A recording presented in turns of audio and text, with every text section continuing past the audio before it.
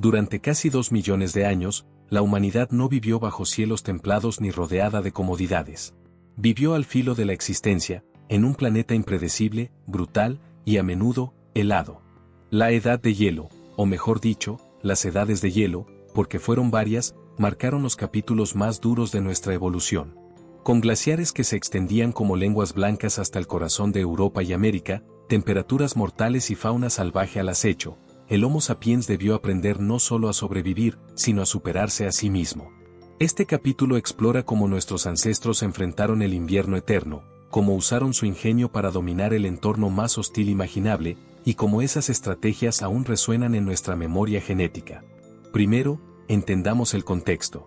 Lo que llamamos comúnmente la edad de hielo fue en realidad una serie de ciclos glaciares e interglaciares que comenzaron hace aproximadamente 2.6 millones de años, durante el Pleistoceno.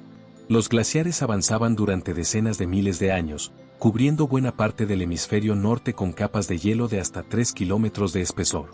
Luego, durante periodos más breves, el clima se volvía relativamente cálido, los hielos retrocedían, y luego todo volvía a empezar. Durante las glaciaciones más severas, las temperaturas globales bajaban entre 5 y 10 grados centígrados, y zonas como Alemania, Canadá, el norte de Asia y partes de Estados Unidos quedaban completamente congeladas.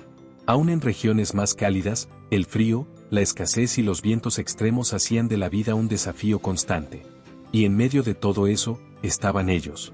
Pequeños grupos de humanos primitivos que, sin ciudades, sin electricidad y sin armas modernas, enfrentaron al mundo con herramientas de piedra, fuego y cooperación. Si un invento definió la lucha humana contra la edad de hielo, fue el fuego. Controlado por nuestros ancestros desde hace al menos 400.000 años, el fuego era calor, luz, refugio, protección y vida. Nuestros antepasados lo obtenían al principio de manera ocasional, por rayos, erupciones, fricción, pero luego aprendieron a conservarlo encendido durante días o semanas. Más tarde, con el descubrimiento de la percusión entre piedras como el pedernal y la pirita, pudieron generarlo a voluntad. Las hogueras eran el centro del refugio, el corazón de las primeras casas humanas. Se colocaban piedras alrededor para conservar el calor. Se usaban huesos como combustible adicional. Y con el fuego, llegó algo más profundo: el ritual, la narración, la socialización nocturna. En torno a las llamas, nacía el alma de la tribu. En temperaturas bajo cero, la piel humana no sobrevive más que minutos sin protección. Nuestros ancestros, a falta de lana, telas o fibras sintéticas, aprendieron a usar lo que la caza les ofrecía: pieles gruesas, grasa animal y huesos. Los neandertales, por ejemplo, usaban prendas de varias capas: cuero de mamut, abrigo de piel de lobo, botas rellenas de musgo. Los Homo sapiens diseñaron incluso agujas de hueso para coser, hace más de 30.000 años. Sus ropas estaban ajustadas al cuerpo para conservar calor, con capuchas, guantes y cobertores. En zonas de frío extremo como Siberia o el norte de Europa, las tribus prehistóricas conservaban incluso la grasa de los animales para untarla sobre la piel, creando una barrera aislante. Técnicas que los inuit aún usan en parte hoy. Vestirse no era una cuestión de estilo, sino de vida o muerte. La imagen del hombre de las cavernas refugiado en grutas es parcialmente cierta, pero no toda la verdad. Si bien las cuevas ofrecían protección contra el viento, animales y nieve, no siempre estaban disponibles, ni en todas partes. Por eso, las comunidades humanas de la Edad de Hielo construyeron refugios artificiales, tiendas hechas con pieles de mamut, estructuras circulares con huesos gigantescos, cubiertas de barro y vegetación. En Ucrania y Rusia se han hallado casas de 20.000 años de antigüedad construidas enteramente con huesos de mamut, cuidadosamente apilados para crear domos resistentes. También se cavaban refugios subterráneos, aprovechando la estabilidad térmica del suelo, o se usaban entradas naturales de grietas rocosas adaptadas con muros de piel y fuego central. El ser humano aprendió a construir un hogar donde no lo había. Durante la Edad de Hielo, la supervivencia dependía en gran medida de la caza de grandes animales. No había agricultura. El alimento era móvil. Y era peligroso. Los humanos cazaban mamuts, rinocerontes lanudos, bisontes, alces, renos, caballos salvajes y hasta osos cavernarios. Pero no lo hacían solos. Aprendieron a cazar en grupo, diseñando estrategias de emboscada, usando el terreno a su favor, conduciendo manadas hacia trampas naturales. Utilizaban lanzas con puntas de piedra, luego jabalinas arrojadizas, y más tarde propulsores como el Atlatl, que aumentaba la fuerza y distancia del disparo. Los cazadores también estudiaban las huellas, los hábitos de las presas, su migración. Tenían una memoria geográfica aguda y un conocimiento íntimo del comportamiento animal. La caza no solo daba carne, también daba piel, hueso para herramientas, grasa para iluminación y medicina, tendones para ataduras. Cada parte del animal era reutilizada al máximo. En un mundo sin refrigeradores, conservar los alimentos era esencial. Los humanos de la Edad de Hielo desarrollaron técnicas rudimentarias pero efectivas de conservación. Secado al aire y al humo, colgaban tiras de carne cerca del fuego para eliminar la humedad. Congelado natural, enterraban comida bajo la nieve o en zonas heladas para almacenarla. Grasa como sellado, cubrían vísceras o carne con grasa animal para aislarla del aire. Fermentación accidental, aunque no lo comprendían del todo, sabían que ciertos alimentos duraban más cuando se almacenaban en ciertos tipos de piel o tierra. Estas técnicas les permitían sobrevivir durante los inviernos más duros, cuando la caza era escasa y la movilidad reducida. En un entorno brutal, la clave no era la fuerza individual, sino la colaboración grupal. Los grupos humanos se organizaban en clanes móviles de 20 a 50 personas.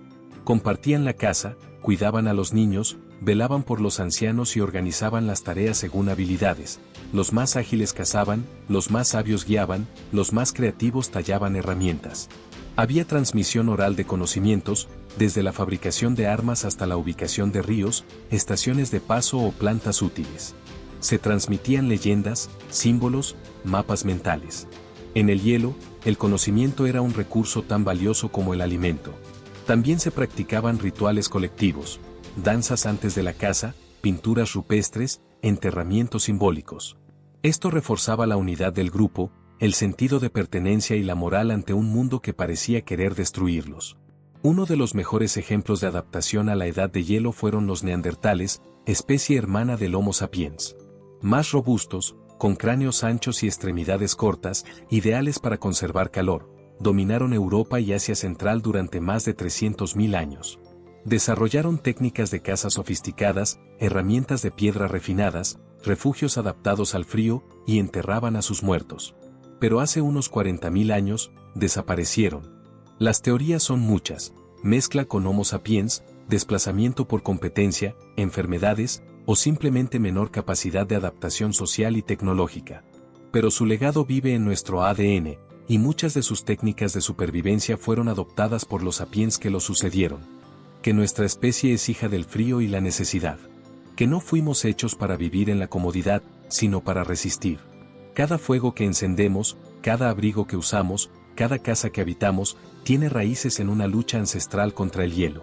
Y mientras hoy hablamos de calefacción y aislamiento térmico, nuestros ancestros, con huesos, pieles y fuego, escribieron el primer capítulo de la resiliencia humana. Sobrevivir al frío, al hambre y a los depredadores fue solo una parte de la hazaña humana durante la Edad de Hielo. Porque mientras el cuerpo se protegía con pieles y huesos, la mente también evolucionaba, abriendo paso a un nuevo tipo de adaptación: la imaginación, la comunicación simbólica y el pensamiento abstracto. Este capítulo no habla de lanzas ni de cuevas, sino de la revolución invisible que ocurrió en lo más profundo del cerebro humano. Una revolución que permitió que, en medio del hielo, naciera la cultura. No tenemos registros escritos de hace 40.000 años, pero hay algo que los arqueólogos y neurocientíficos tienen claro: el lenguaje ya existía. El Homo sapiens no solo cazaba y recolectaba, también hablaba, cantaba, narraba. Se cree que el desarrollo del lenguaje complejo ocurrió entre hace 70.000 y 40.000 años, y fue una de las claves para la supervivencia en entornos extremos. El lenguaje permitió organizar cacerías, enseñar técnicas, coordinar refugios, y sobre todo, transmitir experiencias. En un clima glacial, donde un error podía costar la vida de un clan entero, poder explicar con precisión lo que ocurría era vital. Pero el lenguaje también dio lugar a algo más profundo: la creación de mitos. Las palabras no solo servían para señalar, servían para imaginar, para temer, para creer. La Edad de Hielo no era solo un desafío físico, sino psicológico. Las noches eran eternas, los truenos estremecedores, los animales mortales. El ser humano, sin comprender los fenómenos naturales, empezó a atribuirles significados. Así nacieron los primeros rituales, ceremonias de caza, entierros simbólicos, danzas en la oscuridad. En sitios arqueológicos como Chauvet y El Castillo, se han encontrado evidencias de que los humanos del Paleolítico practicaban ceremonias en lo más profundo de las cuevas, lejos de la luz natural, en espacios cargados de simbolismo. Los arqueólogos creen que esos lugares no eran viviendas, sino santuarios. Espacios para comunicarse con lo desconocido, con los espíritus de la casa, con los ancestros. Se han hallado piedras pintadas con signos, huesos dispuestos de forma ritual, y figuras humanas con máscaras de animales. Todo indica que la espiritualidad surgió como una herramienta de adaptación emocional. En un mundo helado e impredecible, creer era otra forma de sobrevivir.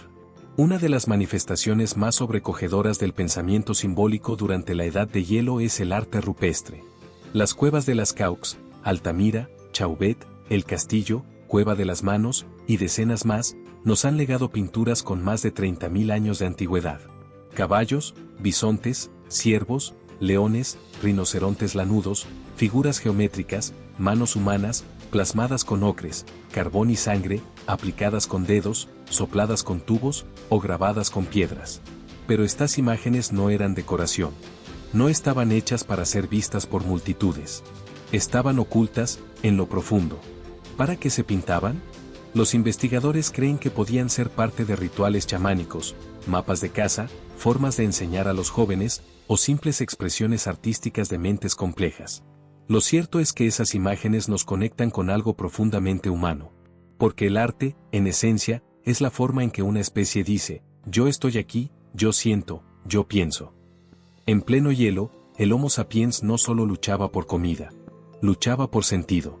Otro indicio clave del pensamiento complejo durante la edad glacial es la práctica de enterrar a los muertos. En múltiples sitios se han encontrado esqueletos cuidadosamente colocados, acompañados de objetos, herramientas, cuentas, pigmentos rojos, como el ocre, e incluso flores. Algunas tumbas muestran diferencias de estatus, lo que indica jerarquías sociales emergentes. ¿Por qué alguien enterraría a otro si no es para honrarlo, protegerlo o recordarlo? Esto indica que nuestros antepasados ya comprendían la muerte como algo más que el cese de la vida. Creían en un más allá, en la continuidad, en la memoria colectiva. Los primeros cementerios, las primeras lápidas simbólicas, fueron formas de resistir el olvido en medio de un mundo que constantemente amenazaba con borrarlo todo. Durante la Edad de Hielo, los Homo sapiens no se quedaron quietos. Migraron. Se desplazaron desde África a Europa, Asia, Oceanía y finalmente a América. Esto implicaba algo monumental: capacidad de orientación, memoria espacial, planificación a largo plazo. Aunque no dejaron mapas físicos, sí desarrollaron lo que los arqueólogos llaman mapas mentales, conocimientos transmitidos oralmente sobre ríos, montañas, zonas seguras, rutas de caza, estaciones de paso. Los clanes nómadas sabían cuándo moverse, a dónde ir, qué esperar, y lo compartían de generación en generación. Era conocimiento colectivo almacenado en historias, en canciones, en símbolos pintados. Era el GPS de la Edad de Hielo. Algunos objetos hallados en yacimientos paleolíticos, como bastones con muescas repetitivas o piedras con patrones tallados, podrían ser protocontadores, instrumentos rudimentarios para medir ciclos, estaciones, cantidad de presas cazadas o fases lunares. Esto sugiere que nuestros ancestros ya habían empezado a medir el tiempo, a ordenar el caos, a construir una lógica interna del mundo. Aunque aún faltaban miles de años para la escritura, las raíces del pensamiento matemático y simbólico estaban allí, en medio del hielo, con herramientas de hueso, bajo cielos plomizos. Todo esto, arte, lenguaje, música, religión, entierros, organización social, se conoce como la revolución cognitiva, y es uno de los eventos más importantes de la historia humana. Se dio entre los 70.000 y los 30.000 años atrás, coincidiendo con las glaciaciones más intensas. Y no fue casualidad. El hielo forzó a nuestra especie a pensar más allá de lo inmediato, a crear estructuras mentales complejas para sobrevivir en un mundo cada vez más duro. El Homo sapiens no fue el más fuerte, ni el más rápido, ni el más resistente. Pero fue el más adaptable mentalmente. Esa fue su verdadera arma secreta. Vivimos en edificios climatizados, usamos ropa técnica, viajamos en autos calefaccionados. Pero cada vez que encendemos una fogata, que nos cubrimos con una manta, que escuchamos una historia al anochecer, resonamos con los ecos de la Edad de Hielo. Nuestra mente, nuestras creencias, nuestros símbolos, Todo tiene raíces en aquellos tiempos donde la vida pendía de un hilo y la imaginación fue la forma más poderosa de resistencia. Porque sobrevivir no era solo comer y abrigarse. Sobrevivir era también recordar, creer, imaginar. Y gracias a eso, seguimos aquí. Si el video les ha gustado, les invitamos a que le den like al video y se suscriban para ver más videos así, comenten cuál quieren que sea el siguiente documental.